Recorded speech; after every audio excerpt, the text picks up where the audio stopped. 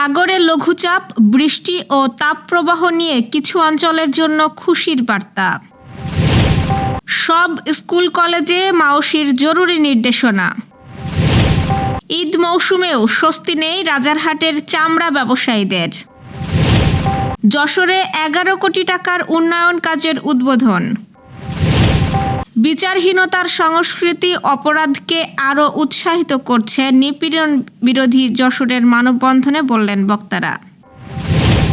প্রবীণদের জন্য বিনোদন কেন্দ্র আনন্দ আশ্রমের স্বপ্ন জয়তীর, সহযোগিতার আশ্বাস প্রতিমন্ত্রী অমিতের।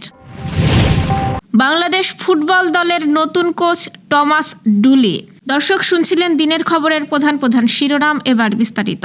তার আগে আমাদের ইউটিউব চ্যানেল সাবস্ক্রাইব করুন এবং সব খবর পেতে ফেসবুক পেজ ফলো করে রাখার পাশাপাশি ওয়েবসাইট ভিজিট করুন। সাগরে সৃষ্ট লঘুচাপের বর্ধিতাংশ বর্তমানে পশ্চিমবঙ্গ থেকে উত্তর বঙ্গোপসাগর পর্যন্ত বিস্তৃত রয়েছে।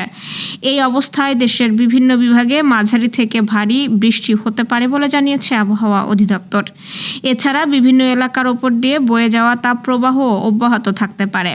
আজ আবহাওয়ার নিয়মিত এক বুলেটিনে এই তথ্য জানানো হয়। এতে বলা হয়, আগামী 24 ঘন্টায় রংপুর, ময়মনসিংহ ও সিলেট বিভাগের অনেক জায়গায়, রাজশাহী, ঢাকা ও চট্টগ্রাম বিভাগের কিছু কিছু জায়গায় এবং খুলনা ও বরিশাল বিভাগের 2-1 জায়গায় অস্থায়ীভাবে দমকা ও ঝোড়ো হাওয়া এবং বিদ্যুৎ চমকানো সহ হালকা থেকে মাঝারি ধরনের বৃষ্টি ও বজ্রসহ বৃষ্টি হতে পারে।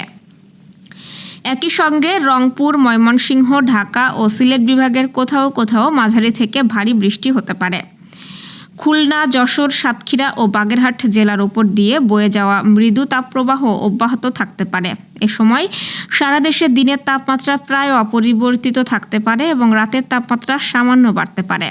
পরবর্তী 48 ঘন্টায় রংপুর, ময়মনসিংহ ও সিলেট বিভাগের অনেক জায়গায়, ঢাকা ও চট্টগ্রাম বিভাগের কিছু কিছু জায়গায় এবং রাজশাহী, খুলনা ও বরিশালের 2-1 জায়গায় অস্থায়ীভাবে দমকা ও ঝোড়ো হাওয়া এবং বিদ্যুৎ চমকানো সহ হালকা থেকে মাঝারি ধরনের বৃষ্টি ও বজ্রসহ বৃষ্টি হতে পারে। একই সঙ্গে রংপুর, ময়মনসিংহ ও সিলেট বিভাগের কোথাও কোথাও মাঝারি থেকে ভারী বৃষ্টি হতে পারে।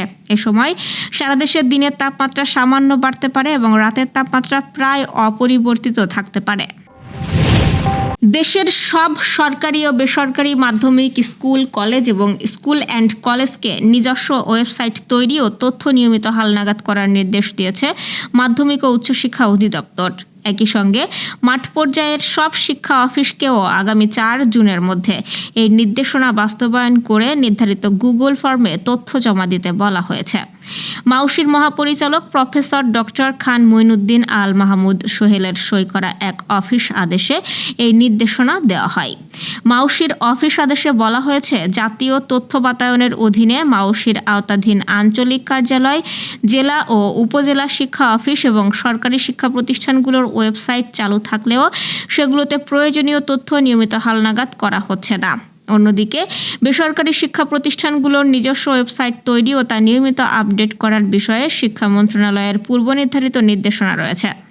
নির্দেশনায় আরও উল্লেখ করা হয়, মন্ত্রিপরিষদ বিভাগের সিদ্ধান্ত অনুযায়ী সব সরকারি দপ্তরে ওয়েবসাইটে কর্মরত কর্মকর্তাদের নাম, পদবি, সচল মোবাইল নম্বর ও টেলিফোন নম্বর এবং ইমেইল ঠিকানা সহ প্রয়োজনীয় তথ্য প্রতিনিয়ত দৃশ্যমান ও হালনাগাদ রাখা বাধ্যতামূলক। কিন্তু মাঠ পর্যায়ের অনেক অফিস ও শিক্ষা প্রতিষ্ঠান এই নির্দেশনা যথাযথভাবে পালন করছে না, যা অত্যন্ত জরুরি ও আবশ্যকীয় একটি বিষয়। এই পরিস্থিতিতে আগামী 4 জুনের মধ্যে মাওশির আওতাধীন দেশের সব আঞ্চলিক, জেলা ও উপজেলা শিক্ষা অফিস এবং সরকারি বেসরকারি স্কুল ও কলেজ সমূহকে তাদের নিজস্ব ওয়েবসাইট তৈরি অথবা হালনাগাদ করার কাজ নিশ্চিত করতে হবে। ডিজিটাল এই কার্যক্রম সম্পন্ন করার পর এই নির্দিষ্ট গুগল ফর্মের লিঙ্কে প্রয়োজনীয় তথ্য সাবমিট করার জন্য বিশেষভাবে অনুরোধ জানিয়েছে মাওশি কর্তৃপক্ষ। পবিত্র ঈদুল আজহাকে ঘিরে যশোরের রাজারহাট চামড়া মোকামে জমে উঠতে শুরু করেছে কেনাবেচার প্রস্তুতি।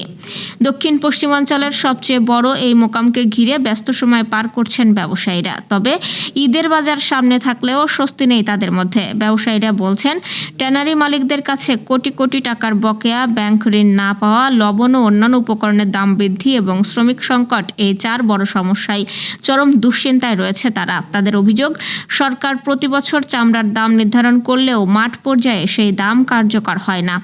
অঘোষিত সিন্ডিকেটের কারণে অনেক সময় সরকার নির্ধারিত দামের চেয়েও কম দামে চামড়া বিক্রি করতে বাধ্য হন ক্ষুদ্র ও মৌসুমি ব্যবসায়ীরা। এতে বড় ধরনের লোকসানের আশঙ্কা তৈরি হয়েছে। এদিকে ঈদের আগে হঠাৎ লবণের দাম বেড়ে যাওয়ায় চামড়া সংরক্ষণ খরচও বেড়েছে কয়েক গুণ। পাশাপাশি শ্রমিক মজুরি ও পরিবহন ব্যয়ও বাড়ায় ব্যবসায়ীদের চাপ আরও বেড়েছে। ব্যবসায়ীরা জানান, ব্যাংক ঋণের সুবিধা না পেয়ে অনেকেই এনজিও বা মহাজনের কাছ থেকে চড়া সুদে টাকা নিয়ে ব্যবসা চালাচ্ছেন। তারপরও ন্যায্য দাম না পেলে বড় ক্ষতির মুখে পড়তে হবে বলে আশঙ্কা করছেন তারা। অন্যদিকে বেশি লাভের আশায় সীমান্ত দিয়ে চামড়া পাচারের আশঙ্কাও করছেন ব্যবসায়ীরা। তবে বিজিবি ও জেলা প্রশাসন জানিয়েছে, চামড়া পাচার রোধ এবং বাজার মনিটরিংয়ে কঠোর নজরদারি থাকবে। যশোর পৌর এলাকার দুটি গুরুত্বপূর্ণ সড়ক, ড্রেন ও স্ট্রিট লাইট নির্মাণ কাজের উদ্বোধন করেছে বিদ্যুৎ, জ্বালানি ও খনিজ সম্পদ প্রতিমন্ত্রী অনিন্দ্য ইসলাম অমিত। প্রায় 11 কোটি টাকা ব্যয়ে 9 নম্বর ওয়ার্ডের চাতালের মোড় থেকে খুলনা মহাসড়ক পর্যন্ত রাস্তা, ড্রেন ও স্ট্রিট লাইট নির্মাণ এবং 6 নম্বর ওয়ার্ডের রায়পাড়া তেঁতুলতলা এলাকার রাস্তা ও ড্রেন উন্নয়ন কাজ করা হবে।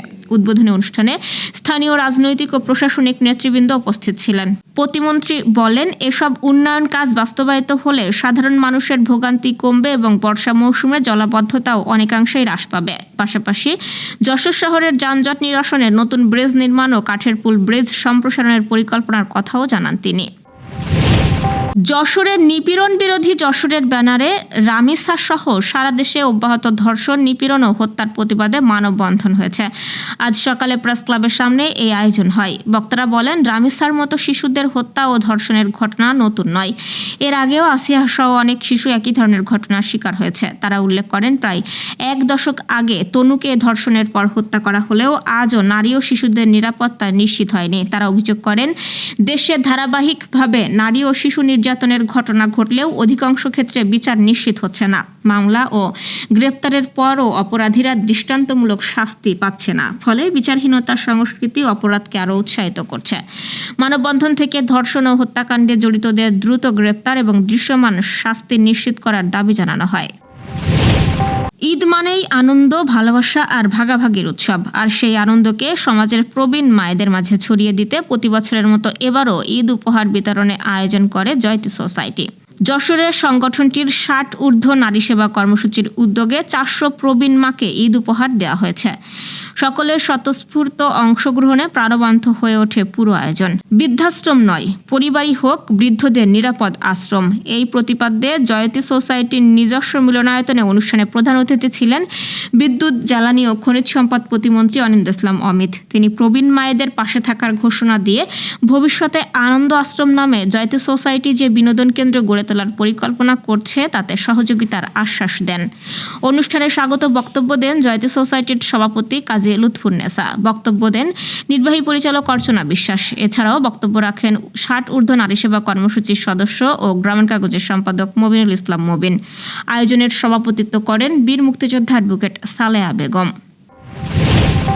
জল্পনা কল্পনার অবসান ঘটিয়ে অবশেষে বাংলাদেশ জাতীয় ফুটবল দলের নতুন প্রধান কোচ হিসেবে দায়িত্ব নিয়েছেন জার্মান বংশোদ্ভূত সাবেক ফুটবলার টমাস ডুলি। আজ সকালে ঢাকায় পৌঁছেছেন 65 বছর বয়সী এই কোচ। আগামী রোববার থেকেই জাতীয় দলের ক্যাম্পে যোগ দেওয়ার কথা রয়েছে তার। খেলোয়াড়ি জীবনে যুক্তরাষ্ট্র জাতীয় দলের হয়ে 81টি ম্যাচ খেলেছেন ডুলি। অংশ নিয়েছেন 94 ও 98 বিশ্বকাপেও। এছাড়াও জার্মান ক্লাব ফুটবলে শালকে ও বায়ার লোভারকুসেনের মতো ক্লাবে খেলেছেন তিনি। কোচ হিসেবেও রয়েছে দীর্ঘ অভিজ্ঞতা। যুক্তরাষ্ট্র দলের সাবেক কোচ ইউগেন ক্লিংম্যান এর সহকারী হিসেবে কাজ করেছেন টমাস ডুলি। এছাড়াও ফিলিপাইন ও গায়ানা জাতীয় দলের কোচের দায়িত্বও পালন করেছেন। ডুলির অধীনে বাংলাদেশের প্রথম মিশন শুরু হবে আগামী 5 জুন সান মারিনো বিপক্ষে প্রীতি ম্যাচ দিয়ে। দর্শক, এই ছিল দুপুরের আয়োজন। সন্ধ্যার খবর দেখার আমন্ত্রণ রইল। এতক্ষণ সাথে থাকার জন্য ধন্যবাদ।